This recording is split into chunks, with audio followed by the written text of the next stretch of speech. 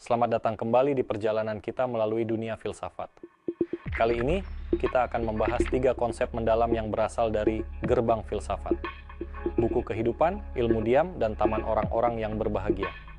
Konsep-konsep ini tidak hanya mengundang kita untuk berpikir, tetapi juga untuk merenung dan merasakan makna hidup yang sesungguhnya. Mari kita mulai.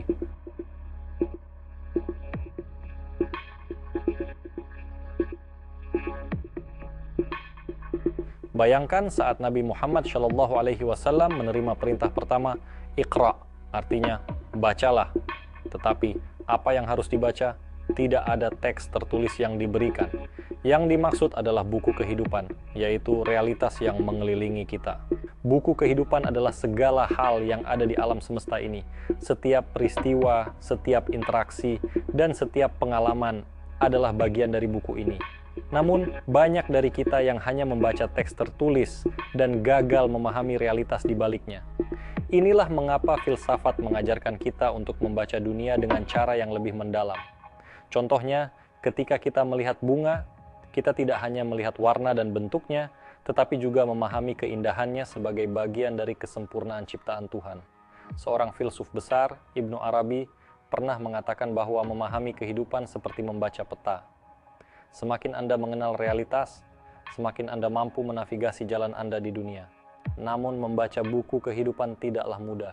Dibutuhkan kepekaan, kesadaran, dan refleksi yang mendalam untuk benar-benar memahami apa yang sedang terjadi di sekitar kita. Setiap manusia memiliki pengalaman yang unik, dan pengalaman itu adalah teks yang hanya dapat dibaca oleh orang yang menjalaninya. Buku kehidupan mengajarkan kita bahwa setiap individu memiliki perjalanan intelektual dan spiritualnya sendiri. Selain itu, buku kehidupan mengajarkan bahwa segala sesuatu yang terjadi memiliki hikmah tersembunyi. Ketika kita mampu membaca realitas dengan cermat, kita akan menemukan pola-pola kebijaksanaan yang membawa kita lebih dekat kepada Tuhan. Dengan cara ini, membaca kehidupan tidak hanya membantu kita memahami dunia, tetapi juga memperkaya jiwa kita. Sufism is silence, kata Annemarie Schimmel, seorang sarjana mistisme Islam. Ilmu diam adalah seni merenung dan menemukan kebijaksanaan dalam keheningan. Dalam filsafat, diam bukan berarti pasif, tetapi aktif, mengisi ruang batin dengan kesadaran yang mendalam. Bayangkan seorang Zen Master yang mengatakan, Zen adalah kesunyian. Ketika kita mencoba mengungkapkan sesuatu yang terlalu dalam dengan kata-kata, seringkali maknanya menjadi terdistorsi.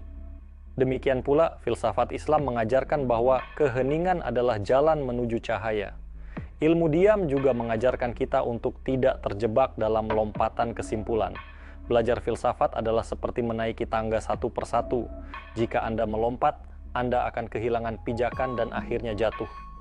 Cahaya kebijaksanaan datang perlahan seperti matahari yang terbit dan membutuhkan kesabaran serta kerendahan hati. Dalam keheningan, kita menemukan ruang untuk berpikir dan merenung tanpa gangguan. Di era modern yang penuh dengan kebisingan, ilmu diam menjadi semakin relevan. Diam memungkinkan kita untuk mendengar suara batin kita sendiri, untuk memahami apa yang benar-benar penting, dan untuk mendekatkan diri kepada Tuhan.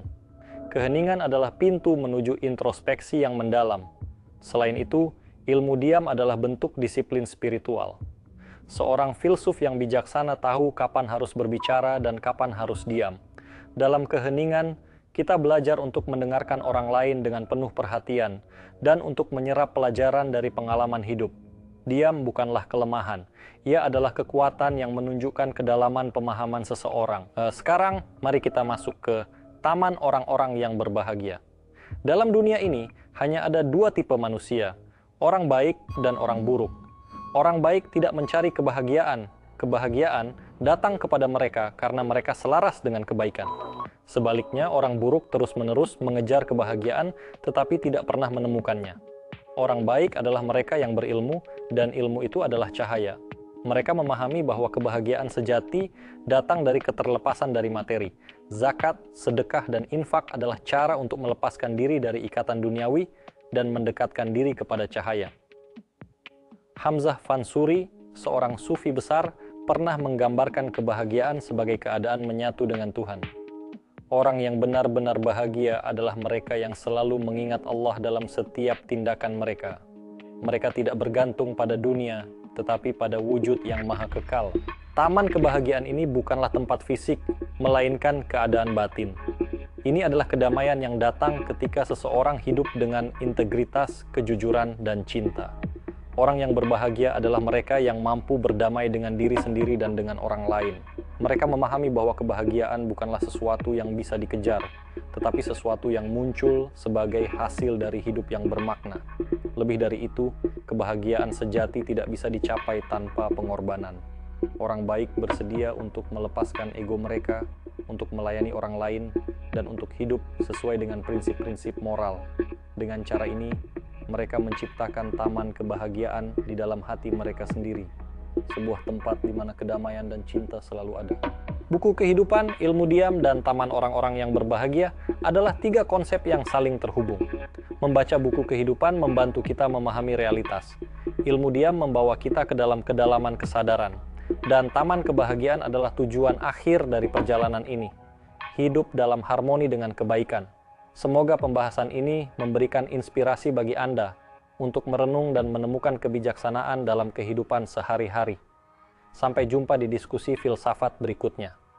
Jangan lupa untuk membaca, merenung, dan selalu mencari cahaya kebijaksanaan. Dukung channel ini dengan cara klik tombol subscribe. Jangan lupa juga kasih like kalau kamu merasa konten ini bermanfaat, dan tulis komentar di bawah untuk diskusi seru bareng kita. Dan terakhir, share video ini ke teman-temanmu supaya semakin banyak orang yang belajar sama-sama dengan kita. Terima kasih.